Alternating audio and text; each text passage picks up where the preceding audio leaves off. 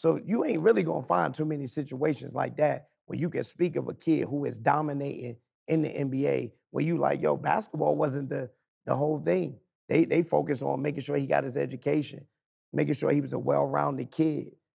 I mean, just if you ever met him before, bro, it's just like proof that. is in the pudding. Yeah, straight like that. You know, but this generation now, man, you can't tell them you cannot tell them they not going to the league, that they ain't about to make no money, why they not getting the NIL deal, why they not verified, why Jordan ain't sending them no sneakers. Yeah. I'm telling you, it's crazy, man. Yeah, I was about to say why I'm not recruited and this person's recruited. It's like everything. It's a watch party. Yeah. We just I like that. We just sit here that. watching what everybody else doing. A watch party. And if I feel like I'm there, I should be right there. I should get exactly what he getting or more. Yeah. And that's what it comes down to. Yeah. No, I'm gonna start using that. I'm gonna watch party. That's what it is. Yeah. Man.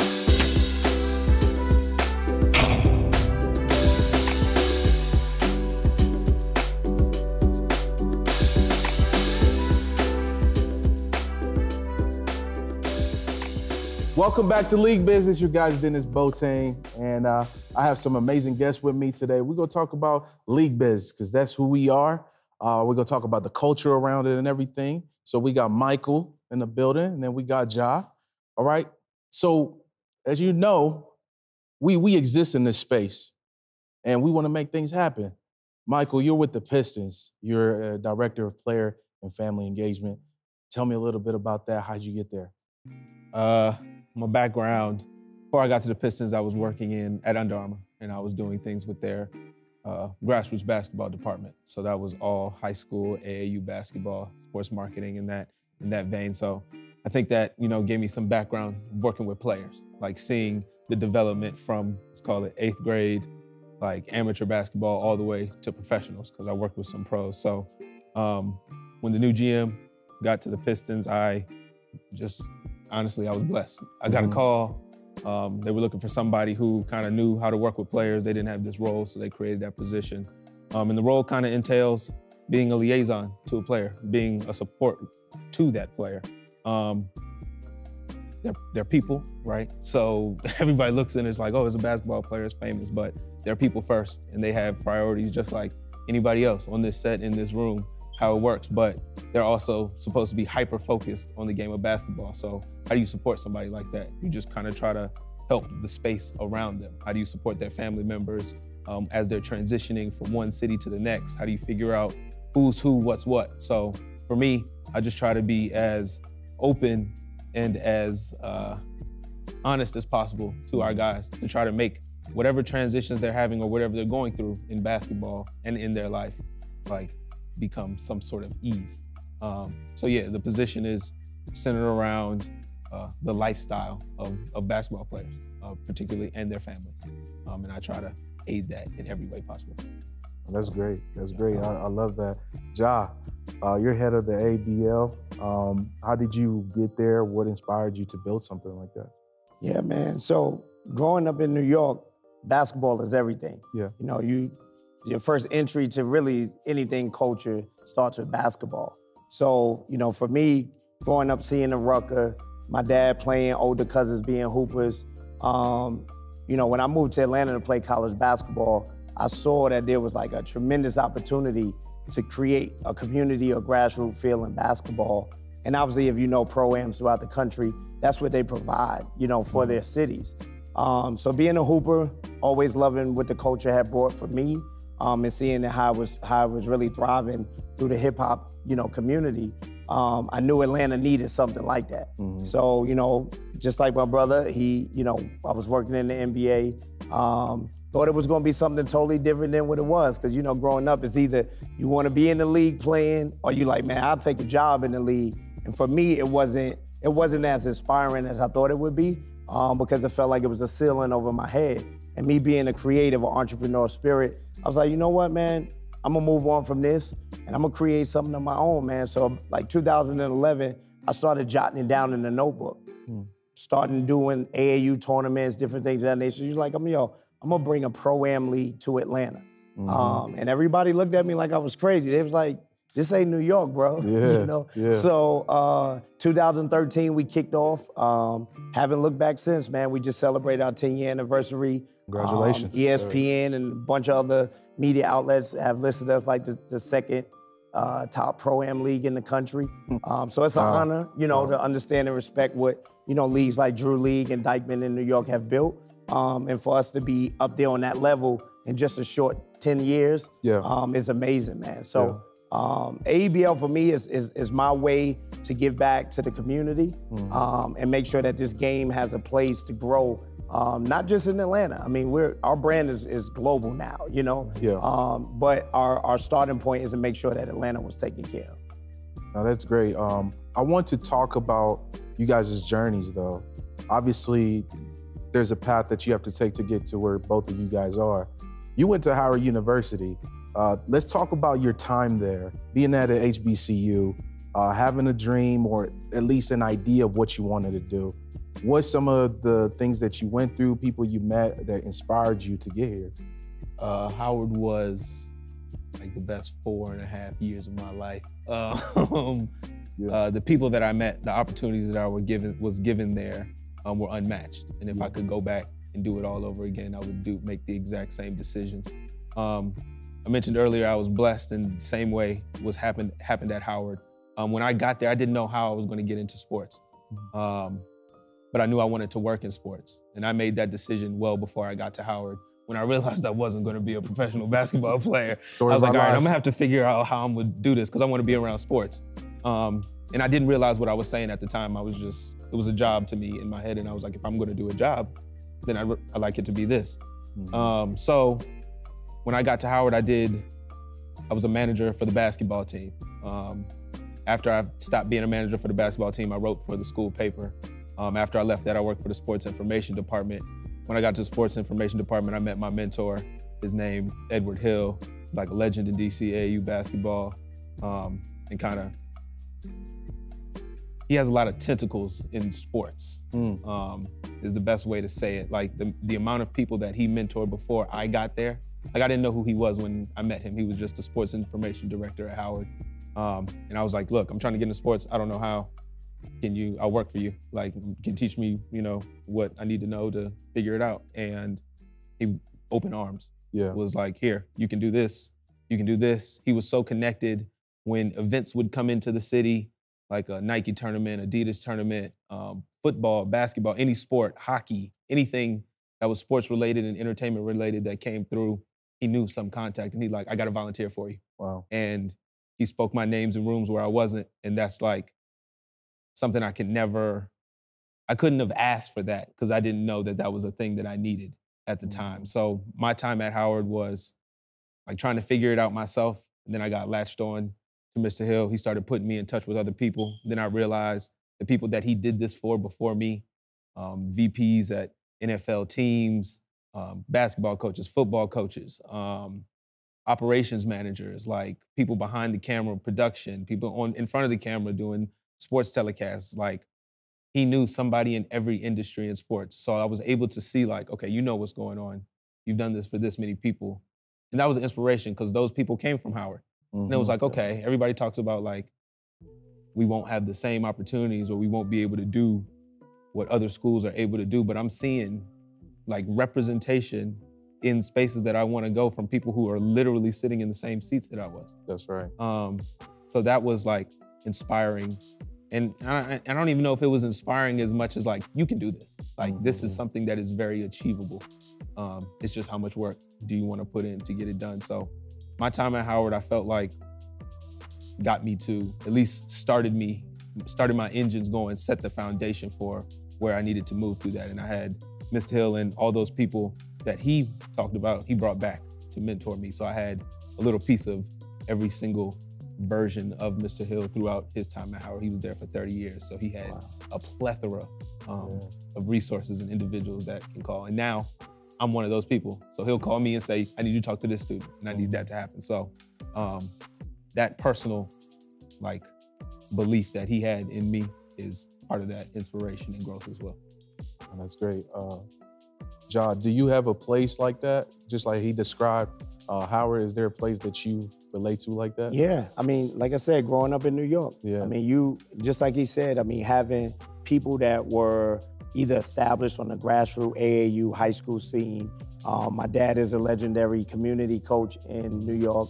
My uncle is Bob McCullough, the person who originally started the Rucker. Yeah. So, I mean, to be around that all your life, I joke and tell people, man, like, if you ever look at the N1 mixtape sometimes, I'll skip to my little doing this thing, like I'm the little kid sitting down in front of the scores table. Wow. So I've been seeing this and dreaming about it all my life. Yeah. To be able to get to an elevated space where there's peers that are around you, that always has motivated me, man. Like, I mean, I can think of some points like when Lamar Odom, who's a close relative, like a cousin, older cousin, he was one of the top players in the country. At one point, he was the #1 player in the country.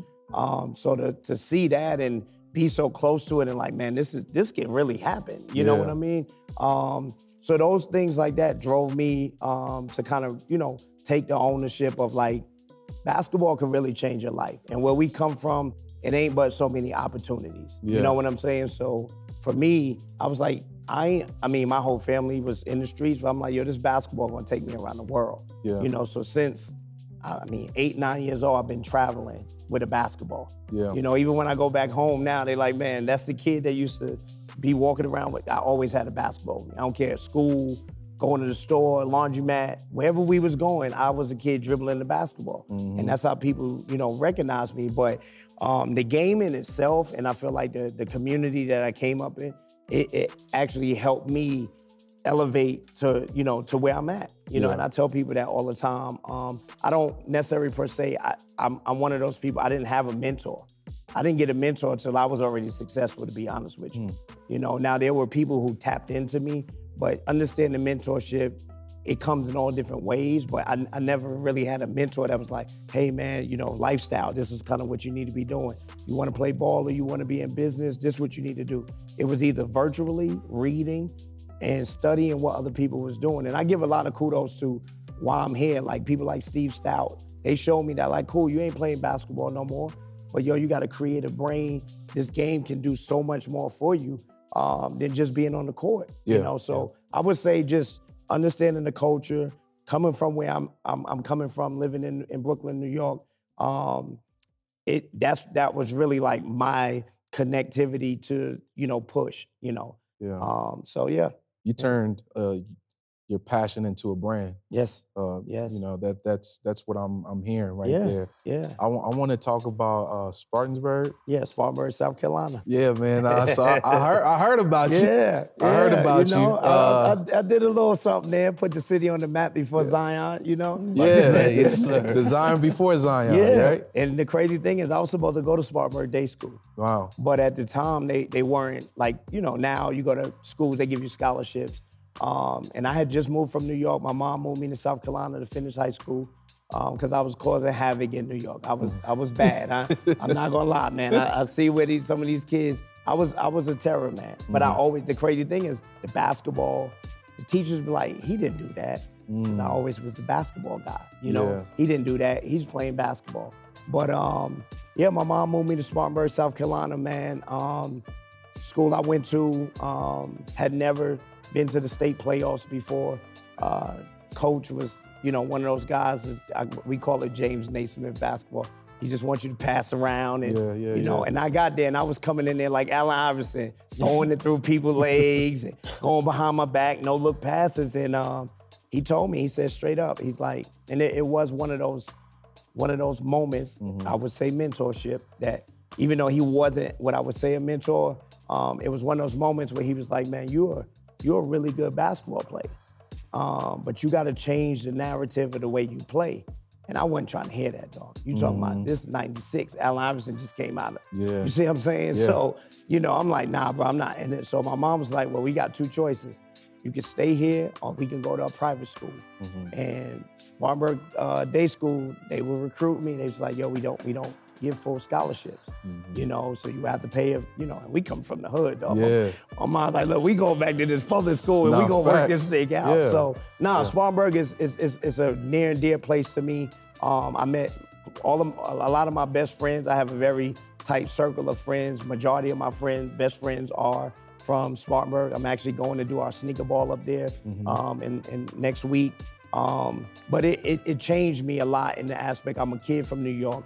I'm used to the hustle and bustle. Yeah. If you know anything about South Carolina, just as a whole, it's very slow.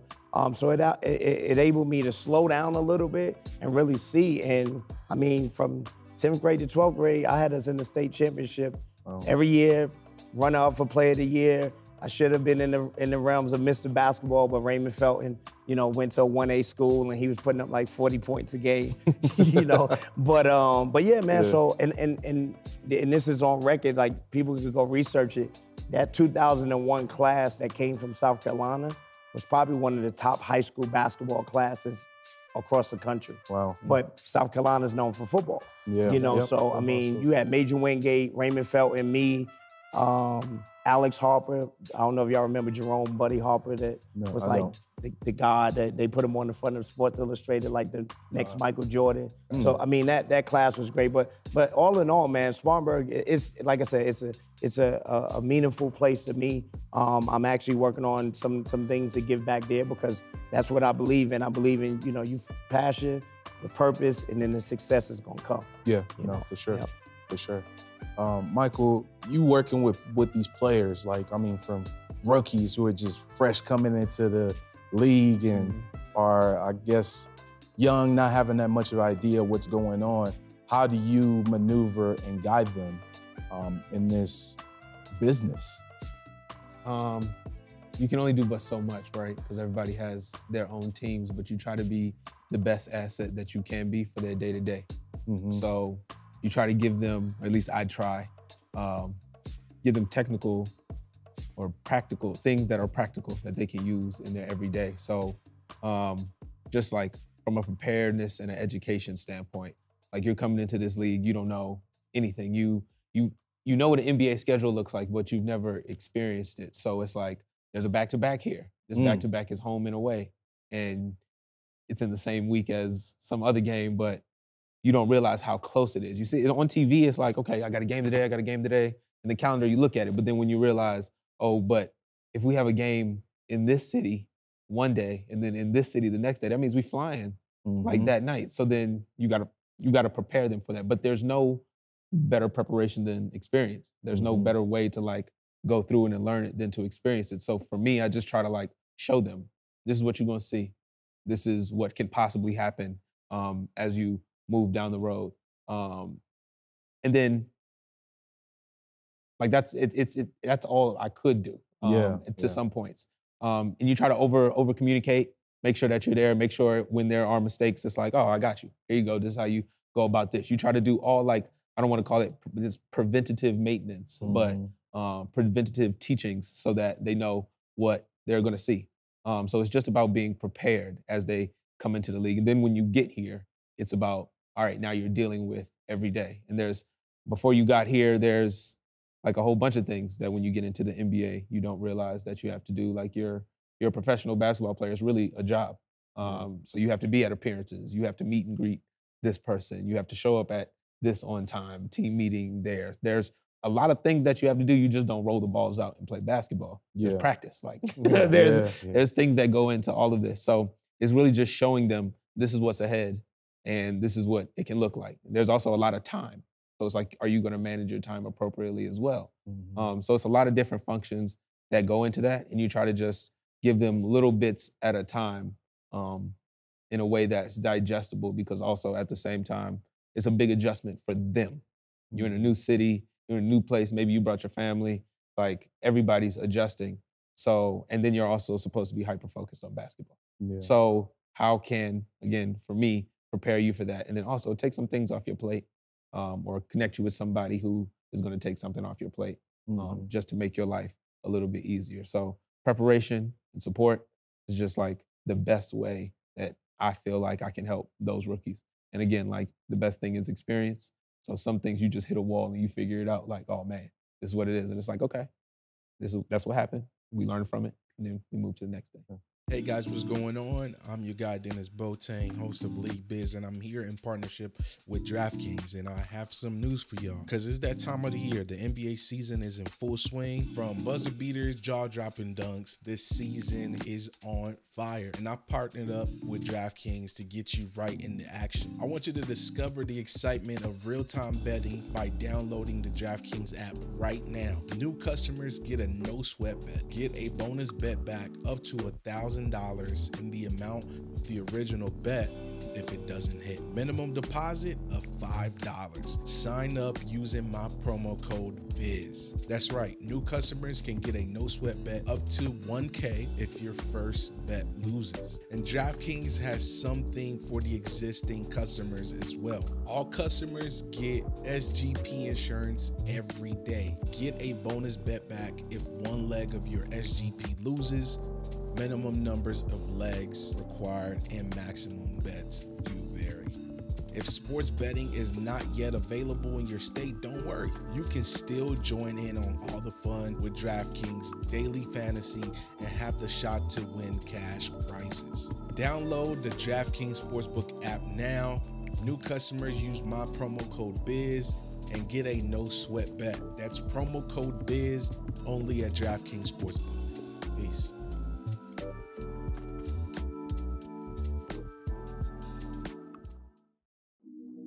Jah, with your organization, obviously you're giving young men, women opportunities to showcase their skills too. You're inviting even pro players to play in the summers where they're just balling. You know what I mean? Like the kids are there, they love it. What are some of the things that you have to do to make sure that you keep a tight ship to continue to make this organization be what it is? Man, as I'm learning day to day, it's finding the right people. Building a team. When I started out, I think we had maybe 7 to 8 people. Everybody was just hands-on, volunteering, just trying to help me drive my vision to where I wanted to be. To now where we probably employ over 50 people. Wow. And that is one of my biggest, spotlights to me. Yes, all NBA players come. All of the rappers, celebrities are coming across, but it's like this next generation, kind of like what he said. Like I've really sat back and visualized, like, I'm gonna spread this web so that way these people can go be successful from AEBL. So that's, finding the right people, making sure that we have a true, authentic connection. We received a proclamation from the mayor 3 years ago now. And at the time when she was giving a speech to give us the proclamation, she literally said, like, AEBL has become like the fabric of the Atlanta community because of the way that we take care of the city. So it's not just basketball, it's providing jobs to young kids. Our core staff, honestly, I'm getting ready to go through a new core right now, but I have my executive assistant is now the head of Nike Community Basketball. Wow. Our women's commissioner is now the Atlanta Hawks Community Development Director. So we got proof that, the way that we're building and we're taking the focus on people, using the game of basketball, but putting the focus on people to give them opportunity is really what I'm pushing for every day. Yeah. And then, a concentrated effort on making sure that I'm doing everything and bringing every resource to the table that I can keep this thing growing. Because to be really honest, I knew what I was able to do, but I didn't think we would grow this fast. You know what I mean? Like sometimes I look and I'll be like, man, we only 11 years old and like Drew League's about to turn 50. Wow. Dykeman's 38, I think. We're 11. Wow. We haven't even had our 11th season yet. Yeah. So to think and stay inspired, that's really the next thing for me. Providing opportunity, staying inspired to make sure that basketball doesn't fall short. I'm big, and anybody that know me know, like, I'm from New York, but I rep Atlanta. Yeah. So every room I'm walking in, I'm gonna argue with you about who the best players are. Our next 3 generation of basketball players, we probably got 10 NBA guys. Probably 5 to 10 WNBA players. So for us is to keep that growing, so they always have a place to call home. And then, like I said, making sure that we taking care of the community. That's where my heart is. Yeah. You know, that's where I use basketball the most, whether it be with corporate brands, players, when they all come to town. Like he said, like, I mean, I mentor a lot of these guys that are in the league, and I'm always telling them, man, tomorrow this could be over. Mm-hmm.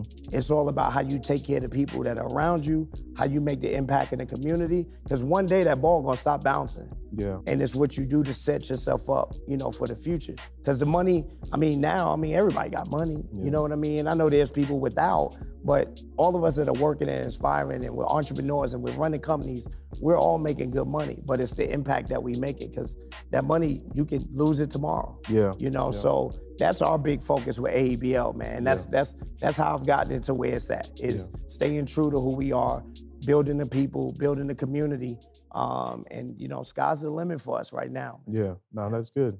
I want to ask you guys a question. Think about it, please. Okay. Like, when we look at high school athletes that you work with as well, and you work with NBA players, but you also mentor and talk to, do you think that business is kind of all becoming one because of the exposure, the NIL deals, the brands, and everything that is happening? Do you think it's kind of becoming like just one combination? Yeah, I think it's actually clouded though. That's my perspective on it, is we're not giving these young kids the opportunity to actually grow and learn. Like I'm all for putting the business in front of them, but I mean, if you be honest, man, majority of the kids, there's a few, you know, a lot of kids that are coming from like the West Coast and Midwest, but for the most part, a lot of these kids, they don't get a chance to focus on being kids. You know, it's like 10th grade, it's a business already. It's, you know, what sneaker company going after me, or, you know, where can we make some money at? Because they're watching kind of the ceiling come down on their head and they don't even realize it, you know? Because the more opportunity that's given at that low grassroots level means there's more control happening at the top. So an NIL deal was created for what, bro? It was to me, compromise what was going on in the cycle of the kids not making money. And then they was like, cool, we're gonna give y'all some money, but we still gonna control it. Because why don't every state have an ability for kids to make money? They only got certain states. They do. You see what I'm saying? So I feel like that pro level business obviously is important. I think the education needs to start with the parents. I'm sure he sees that a lot.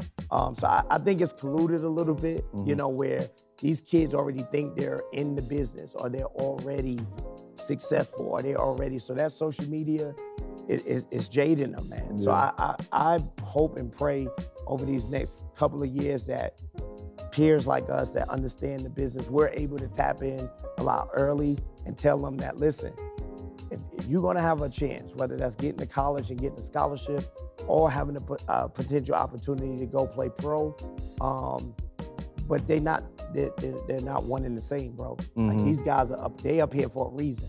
You're trying to get there, so take the necessary steps. Don't skip them. Just because you see, and I don't want to name, you know, any particular players who are doing this, but take your steps.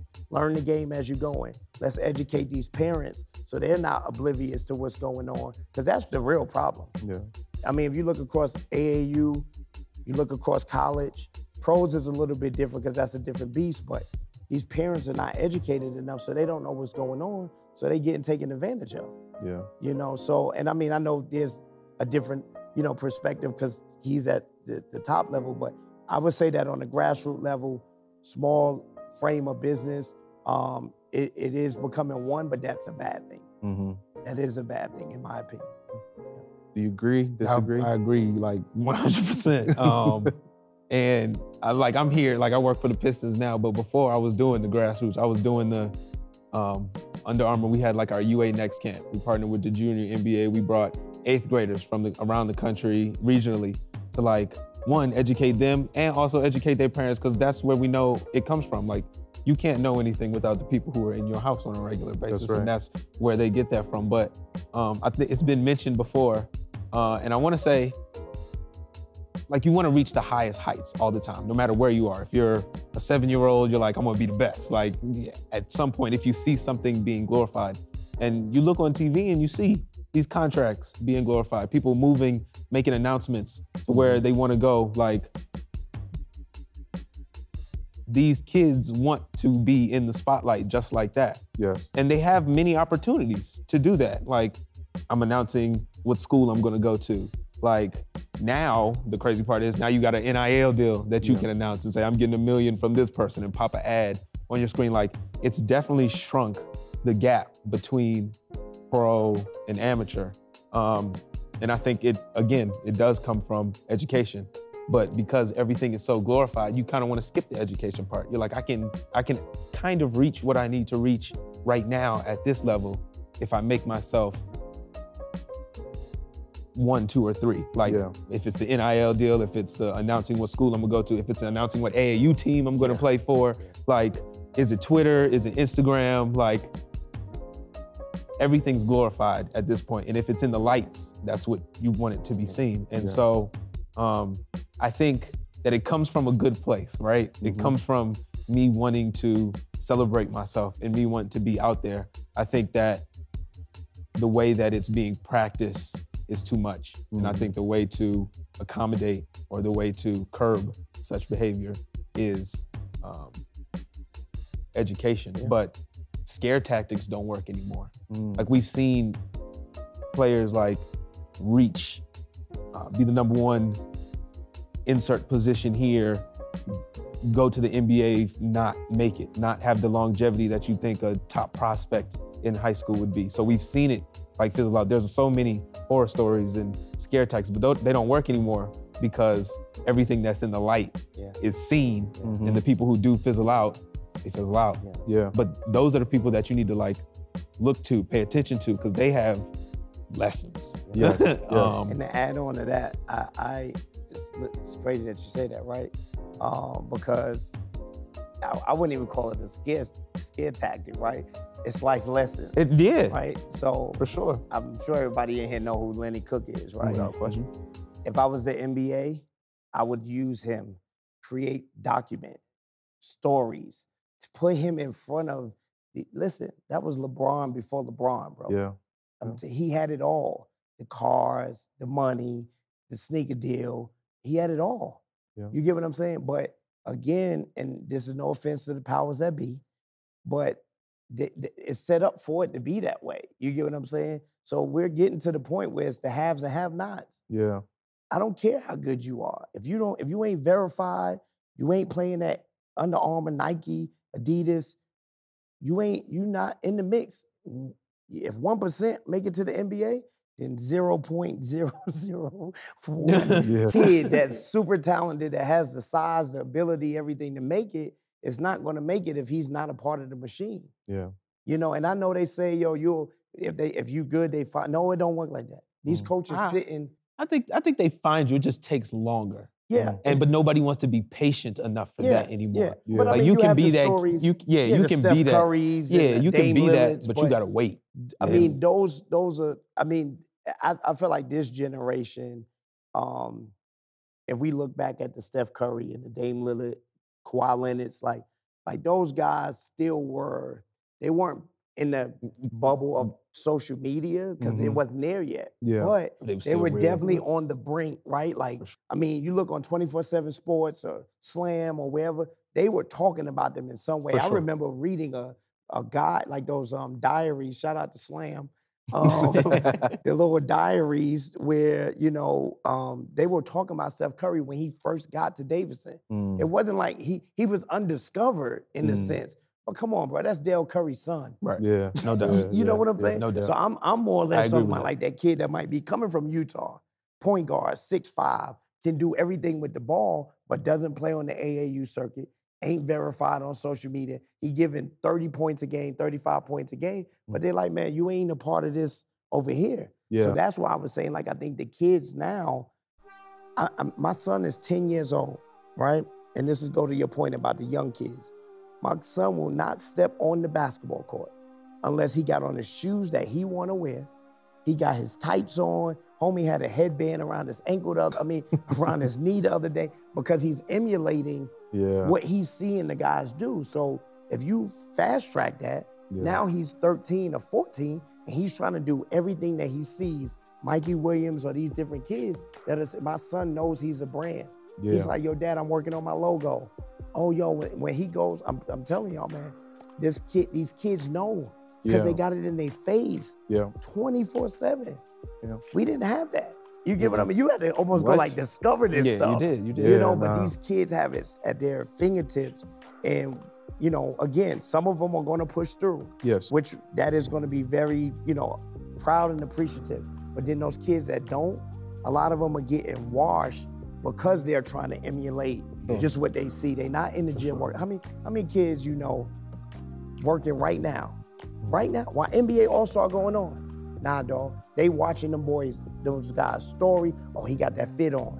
Like, yo, you see what he rolling in? But you ain't in that gym. Yeah. He in that gym. After that party last night, Yeah. he went to the gym this morning and got some shots and lift weights. So that's what I mean I about. agree. No, yeah, like I'm with the that. fast track approach is gonna really, you know, it's gonna put a damper in the game, man. Yeah. You know, and we won't see it right now, but I think when this new CBA come in, you're gonna see, because that 16-year-old kid can go to the NBA now. Yeah. Yeah. And guess what's gonna happen? He gonna be at the crib. Because he ain't worked to get there. Yeah. You give it, well, I wouldn't say he didn't work to get there, but he's not ready. Yeah. That's what I'm saying. It's not that he's not, he should make it to the NBA. He's not ready. You 16, bro. This is a grown man you about to play. And he hungry. Yeah. He trying to get that next deal. Yeah. So why skip the steps? You know, if you LeBron, if we get another LeBron James, which I feel like we got a couple that are kind of in that high school realm that could probably do it, Scoop, he could do it, but that's one. Yeah. You know what I'm saying? But there's 30 other kids right now thinking that they could play in the NBA. No, that's true. Yeah. To what he said, do you expect these guys to come in as your position, helping with their families and their lives? Do you expect them to be somewhat mature or ready? I think everybody's different. At this point, I don't have expectations for much. I just my approach is meet you where you are. So I gauge that and have conversation, and then we kind of move from there. Kind of what I expect, I kind of expect you to be overwhelmed. In a sense of, like, the day you, like, once you are getting prepared for the draft process, like, you bouncing around city to city, working out for teams, depending on who you are, where you are in that, and then you finish those workouts, you go right into the draft, you go right to the city, you go right to summer league, you get some time off, maybe a little bit of break before you right into training camp.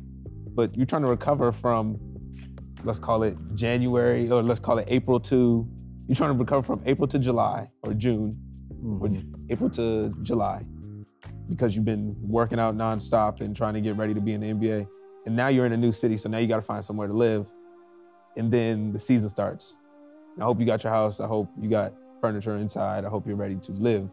Hope you know what the grocery store is in your city, because there's a grocery store that is on the West Coast that's not on the East Coast, and in the South that's not up north, or the Midwest. For sure. I hope you know what your bearings are. So I don't expect anything. It's just a whirlwind. When they get there, the first day is just like, yeah, I got drafted last night, I'm on a plane and I'm here for a press conference. Man. So you're just like taking it one day at a time, and you try to reflect, hopefully, that like you've built that in, but I can't sit here and say that I expect them to be more mature.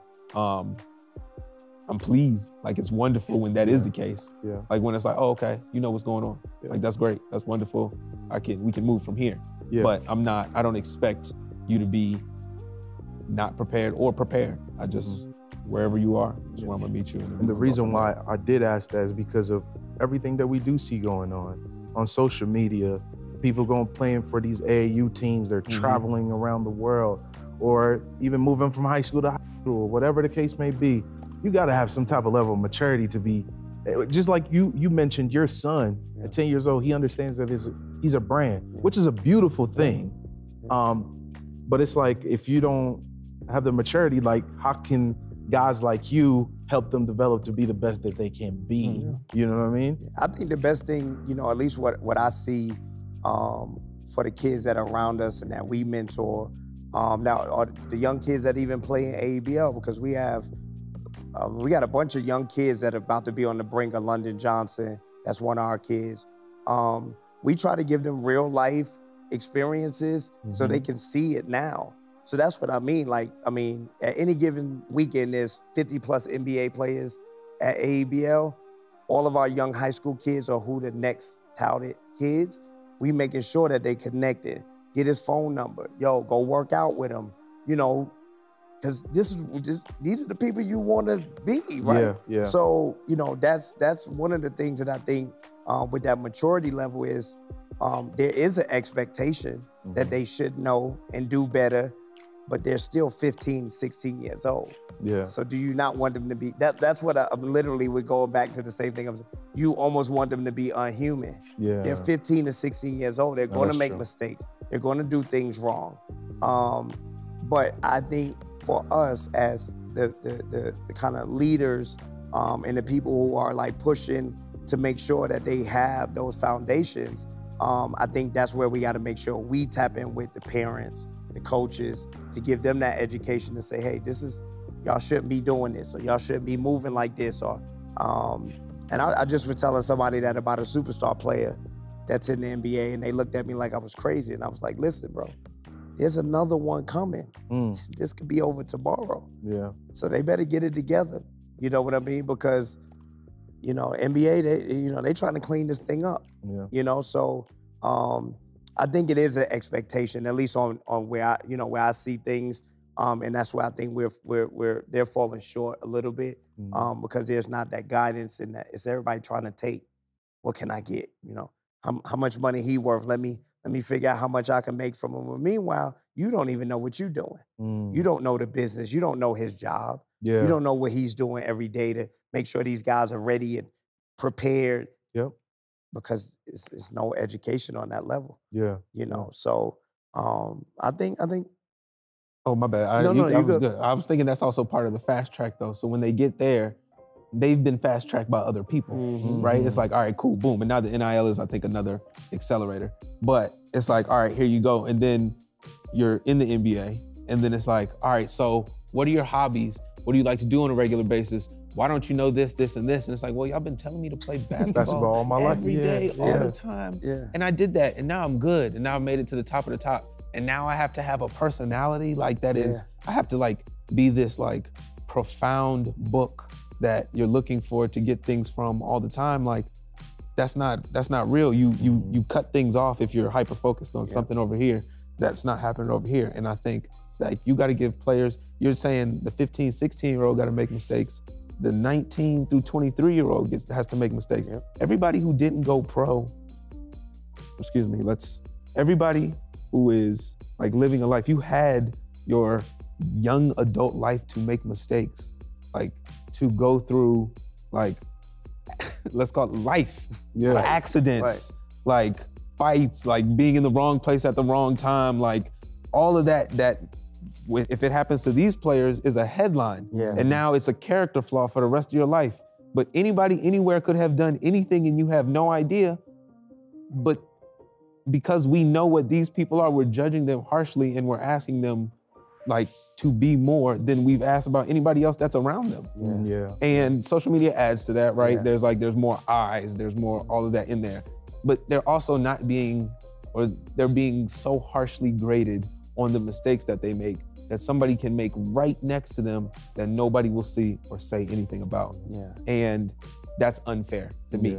So I think like part of my role is also understanding that, you might fly to places, stay in nice hotels, get paid a handsome salary, but you're also asked to do a lot more than what everybody else is asking you to do. You're asking to deal with and understand something that really happened in a day. Because you get drafted and now you're a professional basketball player. And it started before that because the whole draft process, you're being graded. So it's a lot to take in, and now you transition to a new city and you have to play at a high level and understand that this is double if you were in college, the season that you just did, and you have to, like, your body has to deal with that. So it's a lot that goes into being these athletes, and they're not allowed to make mistakes because at youth, we're putting them on fast tracks. We don't allow kids to be kids. Like that's what I was, I was blessed. My parents allowed me to be a kid. There's things that I don't know about or I didn't know about because my parents didn't allow that to happen, and I'm like happy for that. A lot of the people who are playing basketball aren't that, because they're dealing with adults on a regular basis. Yeah. And that's and greedy adults. That's tough, yeah. With motives. And they don't know what motives, they don't know that motives are motives yet. Like, No, they don't know how that Yeah, works. So it's not like advantageous to them as people, unless you're talking about just basketball. Yeah, we'll set up the space so you can be the best basketball player ever. But what about the person? Yeah. And that's where it comes in. No, that's good. You guys made some very great points. And I think it points back to what you said about the parents. What are some of the toughest conversations you've had to have with parents? I don't know if I want to do this. The reality of that this probably won't happen. And I know you guys have been, investing, to get to a point, but I think that's why, and I salute the league and, the different avenues that they're taking to approach what's beyond the game. But I mean, literally just being able to sit down and talk to a parent and just keep it real with them. Like, we might need to start looking at option B. And option B is not bad. But I mean, I think this generation is probably suffering the most from that, because I feel like our generation, I feel like we're kind of close in age. We've seen the plights and NFLs. I don't think this generation, like you said, I don't think you can go to a group of 16-year-old kids and be like, yo, name 2 kids that didn't make it. Because to them, even if the person don't make it to the NBA or becomes a star in the NBA, they made it. Social media blew them up. Oh my gosh. Now this dude not a pro player no more, but he rapping or he's in the fashion. And I love it. I love the cultural part that comes into it. But these parents ain't trying to hear it. No.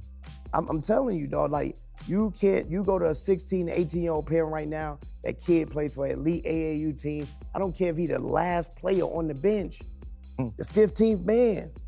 They think he going to the league, or they think that there's gonna be this major business side to it, instead of being like, yo, let me get better from the 15 man to be the 11 man. Now we might be talking. Because you might get in the game. 15 man on a traveling team, you never getting in the game. Man, most of them don't got 15 men. Yeah, if you the 13th man, you get what I'm saying? So, I think that, to go to your point about the tough conversations, I will always stand on that. Yes. I promise you. I'm never letting up on that part. I'm gonna be real with you, and we gonna put in the work.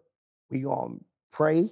We gonna try to make sure we manifest this thing, but we gotta have a backup plan too. Make sure, listen, I got a kid right now, I promise y'all. Malcolm Brogdon, for example, right? Malcolm Brogdon, Rookie of the Year, leading 3-point percentage in the NBA right now, was not highly recruited coming out of high school. I promise you. Malcolm Brogdon outworked everybody to the point where by the time when he came a senior, it's no brainer, this kid could go to the NBA right now. They still doubted him. Got to Virginia, had to prove him wrong again. Got to the NBA. Is he really a highly projected NBA player? I mean, at this point, the world saw it, right? What he did in college. They still doubted him. But guess what? His parents, his circle, to this day, they still this ain't all he is. That's right. He just played basketball. You get what I'm saying? So you ain't really gonna find too many situations like that where you can speak of a kid who is dominating in the NBA, where you like, yo, basketball wasn't the whole thing. They focus on making sure he got his education, making sure he was a well-rounded kid. I mean, just if you ever met him before, bro, it's just like proof that. is in the pudding. Straight like that. But this generation now, man, you can't tell them you cannot tell them they're not going to the league, that they ain't about to make no money, why they not getting the NIL deal, why they not verified, why Jordan ain't sending them no sneakers. I'm telling you, it's crazy, man. I was about to say why I'm not recruited and this person's recruited. It's like everything. It's a watch party. Yeah. Yeah. We That's just a good- I like that. we I just like that. sit I like here that. watching what everybody I else like doing. that. A watch party. And if I feel like I'm there, I should be right there. I should Yeah. get exactly what he getting or more. Yeah. And that's what it comes down to. Yeah. No, Like, I'm gonna start using that. I'm gonna Watch party. 'Cause that's what it is, Yeah. man. That's you what watch it it. is. Social media is right there in your face. He said it Yeah. earlier, like, oh, they at the All-Star game and he doing this tonight. Oh, they did this yesterday. Oh, I saw this video of him partying there. They see they see the spoil of the fruits of the labor. Yeah. They don't see the labor. Yeah. And that's tough. Hey guys, what's going on? It's your guy Dennis Boateng, and today I'm here in partnership with DraftKings. I want to give a big shout out to DraftKings. Appreciate you guys. Without DraftKings, we wouldn't be able to be doing this and to be able to sit down with me today and talk about some picks, okay? I want to talk about February 22nd, all right? So February 22nd is going to be a lot of games. New York versus Philadelphia, Phoenix versus Dallas, Houston versus New Orleans, DC versus Denver, and LA versus Golden State. So let's get right to it. When we look at New York versus Philly, I think it's going to be a very exciting game. I think it's going to be a high-scoring game. The reason why I say that is because they're going to be playing Madison Square Garden. Come on now, you know when there's a game there and there's some ballers, it's going to be exciting. New York has been doing amazing. They backed down from no challenge. Philly, they've been balling out. You know what I'm saying? Their big man is out here dropping 70 points, 50 points, and all of that. Could it be another run at MVP? We don't know. If he's healthy and he plays the games that he's supposed to play, maybe. But here's the thing. Let's get to it. No doubt in my mind, I believe that New York takes this win. The reason why I say that is because you have the Villanova boys there who are actually building the chemistry. You got OG in the building too, who fit right in. I mean, they've only lost maybe like three games, if that, since he's gotten there. I think they have a great thing going, and I believe in what they have going on. Let's talk about Phoenix versus Dallas. Man, this is gonna be fun. You know what I'm saying? You know, these guys are gonna be, gonna be going at it. You know, I don't think that this is gonna be one of those games that you could just breeze over. I think it's gonna be a challenge on both sides of the ball. You know what I'm saying? Defensive and offensive. But here's the thing. I think with Phoenix is they've been trying to kind of find their flow again. I know a lot of people say like maybe they should split the team up again. I think as long as these guys stay healthy and they get the chemistry going, they make their mind up as who's leading the team and what's happening. I think that there's a lot that they can accomplish. But I do believe that Dallas already has that. I think Dallas does a great job. They have great players. You have a magician on your team. So I'm going to give this W to Dallas. My pick is Dallas for this game. When we look at Houston versus New Orleans, I mean, do we really need to mention anything about Houston? And these dudes are ready to go, man. They're down for their coach. They're ready to play ball. They play aggressive. They're not scared of anybody. They're a young team, talented. I think they have a great coach who did amazing things in Boston. I think he's bringing the same culture there, which is, hey, you got to be a dog on the court, period. You know what I mean? Now, when it comes to New Orleans, it's New Orleans, you know what I'm saying? I'm not saying that they're a sleeper team, but I don't think it's a team that, Houston has to really worry about right now. So I'm just gonna give it to Houston. I'm picking Houston right there. All right, let's talk about DC versus Denver. Look at my face. Do they know who they have playing for Denver? Do you know who's playing for Denver? Exactly, my point. I'm choosing Denver to pull out with that win.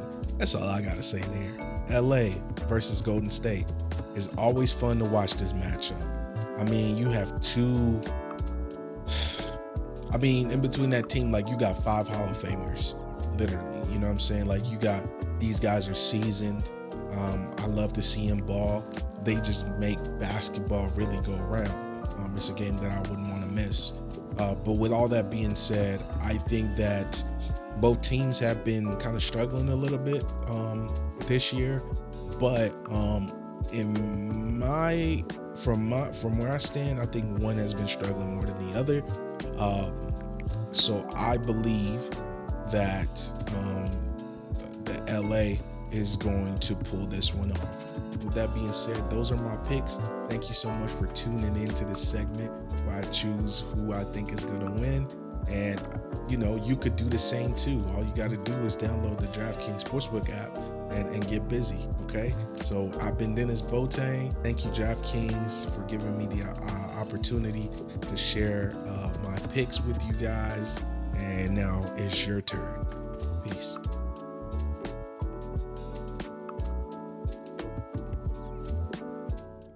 You talked about the option B part, right?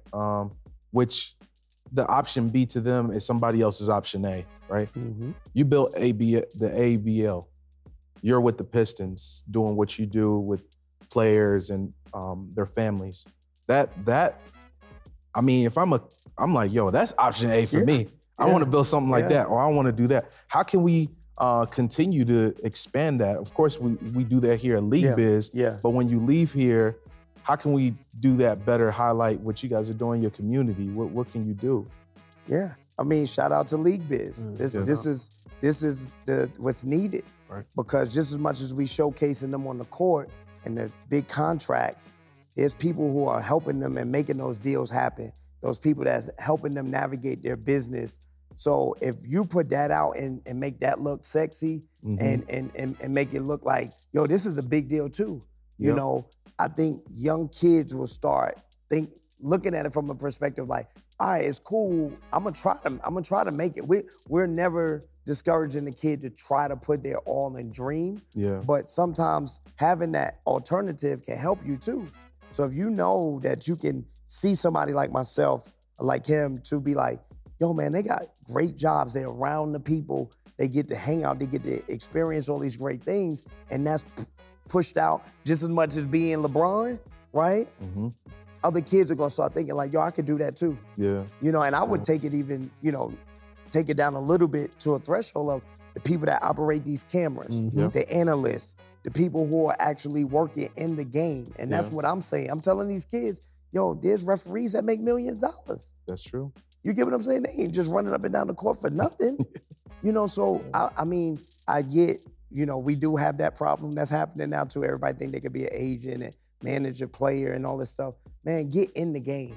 Yeah. There's so much money to be made in sports. Yes. So I think, you know, League Biz, the other, you know, people, the Rich Pauls of the world, and there's tons of Rich Pauls that don't get that shine, but if we start putting that out there and glorifying that just as much as we do the players on the court making the $2 and $3 million, I think we'll see the next generation of executives, leaders, GMs.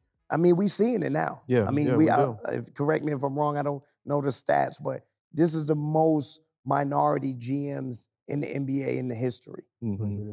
You know, hopefully soon we're gonna have an owner, not a minority, but majority owner, you know? So I think if we start making sure that that's talked about, giving people like ourselves the platform to talk about what we doing, our journeys.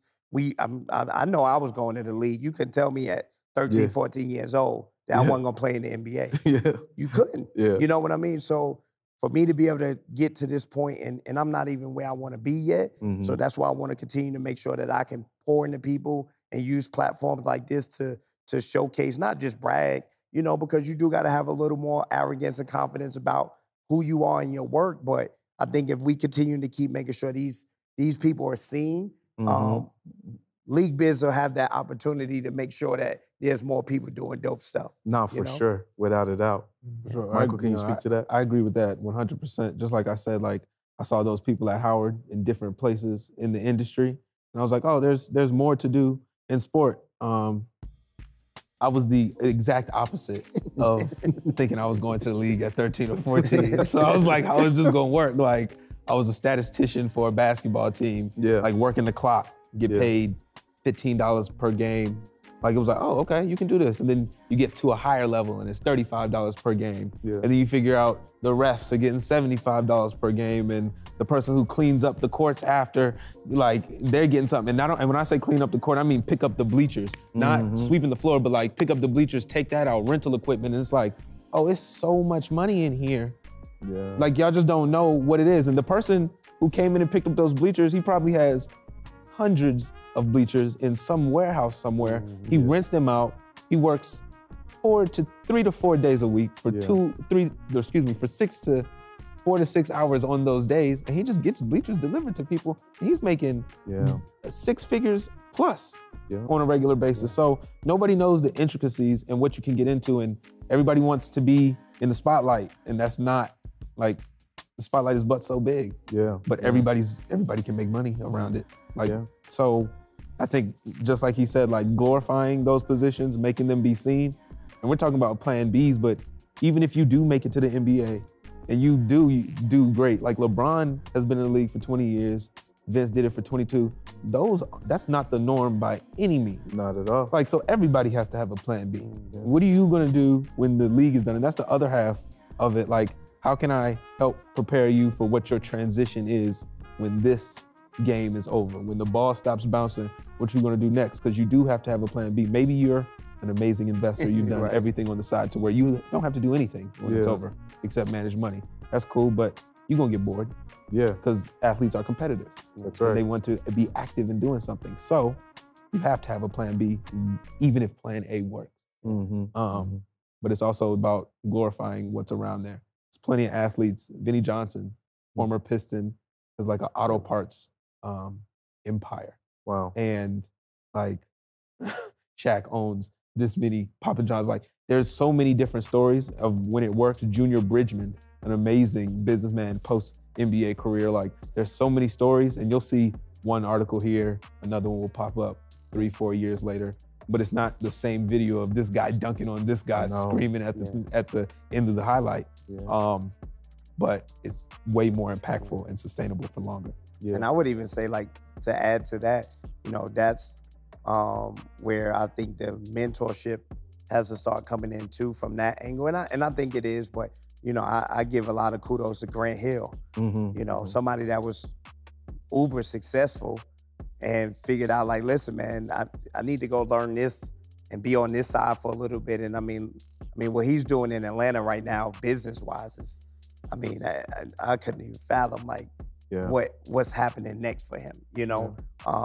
But I think, again, trying to find those lanes and those platforms where the conversations can be had. Yes. Because why isn't Grant Hill, and I'm not saying he has, I haven't researched everywhere, but why isn't the Grant Hill getting the same light, i.e. as a Shaq, to talk about his businesses? Magic Johnson just started really putting out his story on, like, you know, the Nike and Converse thing, you know?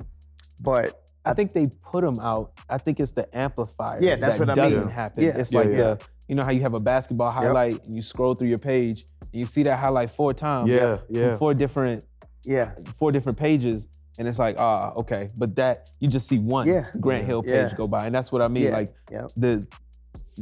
it's not glorified at all. It's there, it's out there, but we don't glorify and amplify it. Because even Lenny Cook, I've been in NBA places where they've had Lenny Cook speak to players, and it's like, it just doesn't get pushed. Like it doesn't get pushed by the same people who push the hype don't push the good. Like the actual good, and that's a disservice to the game. To the people surrounding the game as well. Do you think that maybe the solution could be that the business of basketball needs to really push curiosity in these young men and women? Because they ask questions, they're shooting DMs, they're trying to be there, but maybe we're not the whole business of basketball as a whole, but the one that's, you know, gets the lights are not answering the questions the way they need to be answered, you know? And I think that's because I think, and that's why I think my journey and purpose is a little bit different than maybe someone who has the same acronym and moves the way that I do. Because if it was just about me, I've been paid. I wouldn't even be around. I was an all-star. I'm not going to all-star. Sit at the crib, watch it with my kids, you know? But for me, it's like every person, me and this brother have never met each other before. But afterwards, what can we do in Detroit to connect? How can I know these people, this is what they're doing. I think they do get to a place, and it's almost like the quote, like, don't let your title become a rival. They don't care. Those people are like, yo, I'm just in it to get where I'm trying to go. I'm trying to get this money. I want people to know me. I want to be that #1 agent or that #1 manager. And that's cool. Don't ever, you know, but it's a way you do it too. That's right. Because not only because you get this success and money, are you disconnecting yourself from people? Your attitude and your arrogance and the way you disrespect people will disconnect you as well. Burn the you bridges. know, so I think, you know, exactly. And I'm like, that's a hard pill for me. And I talk to my peers and my friends, and I'm like, man, I could go out there and just be selfish and just go for the gusto. Yeah. Next year I want to make 300 M's. And what's going to take me to do that is I'm going to have to stunt on everybody around me. I'm going to have to push everybody away. But I'd rather not. I'd rather make 100 mil and chill, have my friends around, my people be successful too, and we just keep elevating because that money going to come. That's right. I've been stopped chasing the money. Yeah. You know what I mean? So I think that if they do go down to that level, and it may, and I'll put this on us sitting here talking. Let's go do it. Let's not wait for the NBA or whoever other the powers that be could go in and just put all this money into building these platforms. Let's go in these schools and talk to these kids and let them know now. Yeah. You know, let's talk to these parents and let them know, like, hey man, there may be a little shift. You might not go to that major Division I school, but man, going to, you know, I only can really rep for the schools in Georgia, but you could go to Georgia State, or you could go to Kennesaw, you could go to Morehouse, you know what I mean, and still be successful. Yeah. You get what I mean? But that narrative is not out there. Yeah. It's either go or no. Yeah. That's really it, man. So yeah. You wanted to speak to that? No, I agree with everything that he said, and I think it's up to us. Like, it was what it comes down to. It's up to us to, one, come together, figure out how we can make our voices larger, and then individually, when you're in your own space, going back to those places, like going to talk to students where you came from. Like somebody came and spoke to me, so now it's like I'm obligated to go speak to somebody else. One of my former boss's mentors, he used to say, "Lift as you climb." Yeah. And that was always like, all right, cool. Like that's something that has to happen. So I think the onus, as much as, you know, we want other people to be responsible, we've obviously seen that we can't expect everybody to have the same thought process. So it's up to us. It's on us. Like, this platform is obviously doing it to put people out there to make more good. But you have to see to know that you can do. That's right. And I think that's on us to be out there and show what we can do. I'm not a big, like, social media see what I see, but at some point, like, you got to put it out there so somebody, oh, look, he work at the Pistons. He look regular. He's not like 6. He not 6'0". He don't do nothing like. But he with the team. He was with the team in this city and he was with the team in that city. Like, oh, he must do something. That's kind of cool. And then, like, it works. But we gotta set values the right way. We gotta set expectations the right way. And instill that in the next generation. And I believe that too. We gotta make sure they see it. Don't be afraid, bro. I was like that. A young lady walked up to me last night and said, "I didn't know that you created AABL." Wow. And you know, I told her that was a good thing. You get what I'm saying? Because I know what I built. You know what I'm saying? But it also, on the flip side of it, because we live in that show me society, if they don't see it, it ain't happening. It literally. It does not work that That's way. crazy, I wanted to be, I promise you, man, like. It has to be documented. I'm very assured of myself. I'm very confident. I grew up that way. And I knew that in business, I'm like, yo, I'll ruffle a couple feathers just being who I am, but I don't need you to. I've always said, I use the motto. I grew up wanting to be more like Jay than Diddy, right? Both of them successful. Both of them are really icons in our culture. But I wanted to be more. I want you to just see what I'm doing. Yeah. You get what I mean? Like when it happened, you'll see it. Yeah. I don't need to like announce it before. Yeah. But now, man, you gotta be loud. Yeah. You know, and if I could say anything to you from being in that NBA pro culture space, man, there is a young kid looking at your Instagram like, wow, man, he with this player. Oh, they traveling because they don't know that that's how it really goes down. No, for they sure. think you stay in Detroit and you're working on a computer and you just waiting for the team to come back and then you do whatever you do. But if people like yourself are able to, you know, put it in a respectful way because you have a job and you got to respect that. I mean, protect that. I think that young kids would start looking like, man, I could be the player development and I can do director of basketball and different things like that. And I know for me on the outside, a lot of these young guys, they do come up. Actually just had a meeting prior to coming here with some guys that want to do their own league. You know, so they reached out and they're like, yo, bro, like, ABL be popping. How did you get it here? How can we get something like that going in our city? And these NBA guys. Yeah. Because they starting to see like, you know, these platforms that are being created from outside of the NBA's frame are garnering that type of attention. That's right. But I know personally, man, I would say 80% of my current business comes from somebody looking on my Instagram. Whether it be a brand, whether it be a potential individual client, they go look on my Instagram and they're like, oh man, he do that? Well, that was dope. Or we need to work with him. It's your portfolio. But again, if you're not thinking like, yo, I need to show the world everything that I'm doing, because you just like, yo, I just want to do it and enjoy it. We almost can't experience like the fun, right? But I do think that we're at that point as entrepreneurs, as culture leaders, basketball leaders, that we got to show people the other side of the game. You know, so. Did you have some reservations to that? I mean, personally, yeah. I mean, I never felt like I always put my head down and work. It's never, and then when I see the flashy and I see all this, I'm like, I've got time for that. Like, I got something to do right now. So that was always it. I feel exactly what he's saying. Honestly, that might be the little kick that I needed to get my joint. I'll be like, yo, I've been posting a lot lately, but I have my reservations because I think that's also part of the problem. I think in instances it's for good, right? Yes. And I think that doesn't get amplified.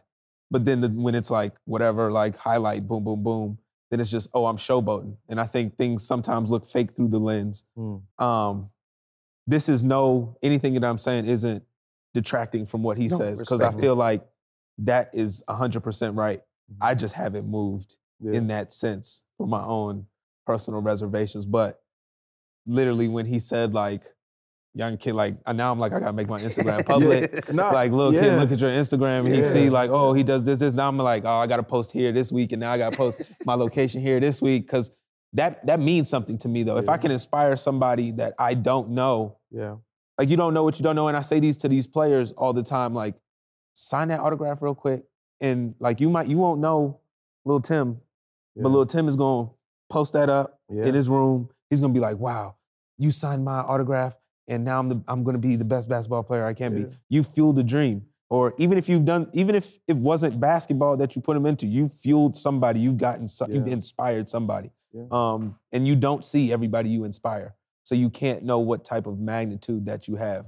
So I've kind of detracted from that. But I mean, like that's exactly to his point. And I say that to everybody else, but I've never put my same self in that light. But yeah. Now, because, I mean, I believe that you guys are the new superstars.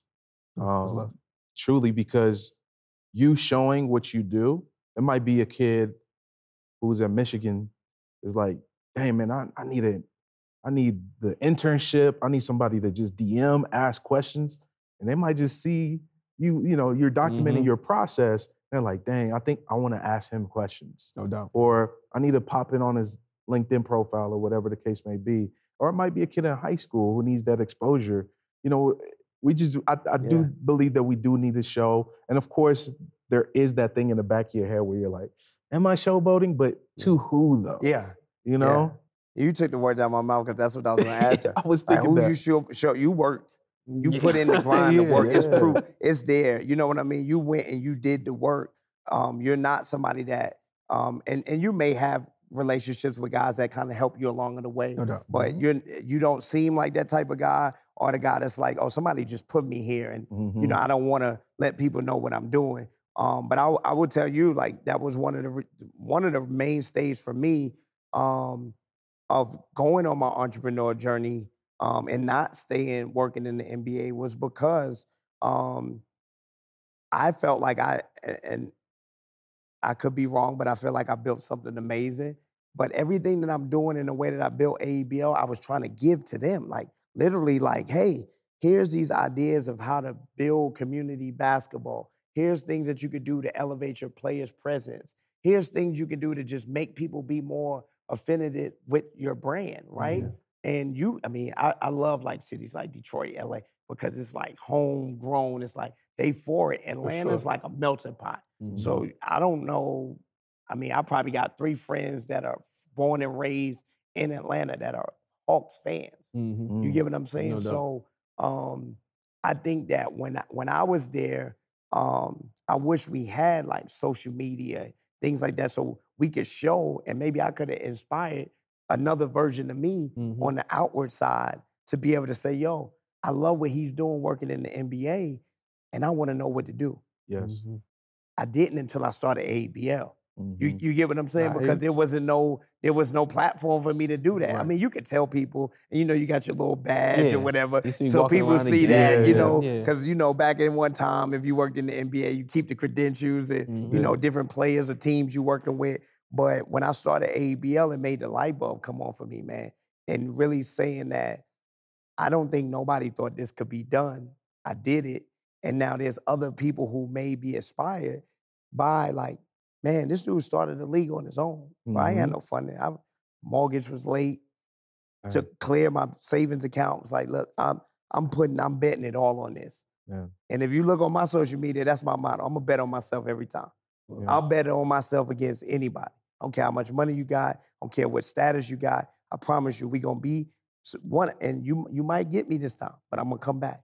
But we gonna be at the finish line close, right? But I think to the point that I understand where you're coming from, because a lot of people are like, yo, man, I'm just trying to do the work, get stuff done, stay on task, and do what I'm trying to do. But I think the important thing for you, especially in this time, is that you have a voice. You need to be seen, because there's another young version of you that want that opportunity, you know? And that's how I look at it. Yeah. So I'll be posting mine. You can look at my Definitely Instagram. look. I'm gonna post this as soon as we leave. So, you know, I think it's I just think it's that thing, man, that, and I think that's why I think that the transition is gonna happen. Yes. When, you know, that's up to the man upstairs, but I think that we do gotta start showcasing our culture. It's not just about rap. Yeah, Like, rap does it good, actually. That was the point. Because you know the managers, you know, they put themselves out there. They like, yeah, this is my artist. We won this Grammy. We did this. And sports is not like that unless you got a LeBron or you got a Steph Curry. You know, those kind of B-level, C-level stars in the game. You probably, unless you really research and you kind of know what agent and agency or who's their manager and things like that, it's not out there. But I tell them a lot. Like, a lot of my guys that manage, I'm like, man, don't be shy about posting that's your guy. Yeah. Y'all did something big. Y'all made real. Rookie of the Year or whatever. Put it out there. Made it to where not a lot of people are at. Yeah. Yeah, man. So that's huge, man. So I got your back, bro. All right, that's a bet. I'll tab you every now and then. I was about to say. I see you. I see you. That's a bet. Look, we about to get this follow right up. Yeah, Let's let's go. No, facts. Well, guys, I have one final question for you. You mentioned the going through, you know, building this league of your own, the mortgage, and having those dark days. But you have a story of victory now, right? Because you're here, it's successful. Everybody knows about it. What are your plans for the future for ABL? Future for ABL, turn this into a global phenomenon, not just local. Make the NBA. I'm disruptive. Yeah. If you know anything about Jah, you're gonna be like, he gonna turn something into to something bigger than what it's probably supposed to be. Yeah. And for me, is I want ABL to be at that tier where the NBA is like, now we got to go to him to kind of build out what community grassroots basketball is on another level. And we're doing that. Yes. I'll be honest with you, in the next 2 to 3 years, you'll see how summer league basketball, pro-am basketball becomes more on the scale of what summer league NBA was a long time ago, where you were like super excited to watch it because you're seeing the new phenoms of the game. And then just making sure that, one, we're also building basketball, because that's important. Making sure that the kids are getting the fundamentals, they're falling in love with the game, they get the experiences, they get to meet the players, they get to take trips and different things, because again, I know some of them are not gonna even play high school basketball, some of them are not gonna play college, a lot of them are not gonna make it pro, whether it's overseas or NBA. And for me, it's just to leave a legacy behind that people knew undeniably that this guy changed the scope of what can be done outside of this global entity, which is the NBA. Yes. It can be done on a more localized level, but he made it global, you know? So for me, it's a continue that fight. And then, you know, just as a brand, I know we talk about ABL a lot, but, you know, I've been in the marketing business for 15 plus years, man, and I've done some really amazing work on side of basketball to help it grow. Yeah. So that's why I even said, like, you know, giving the kudos and the credit to people like a Steve Stout, Yes. right? Yeah. I was ready for a question that you had, but so in 96, I think, 97, when I saw that Reebok commercial, it changed the game for me. Man, me and you both. It changed the game. Yeah. I said, he put hip hop, sneakers, a basketball player, a street rapper in a commercial, Yes.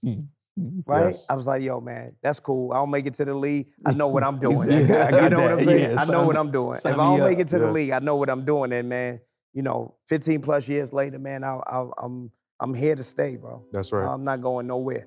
So that's what I want to leave as my legacy behind, and making sure that, like I said, ABL is a shining star in the basketball space. Yeah, no, that's good.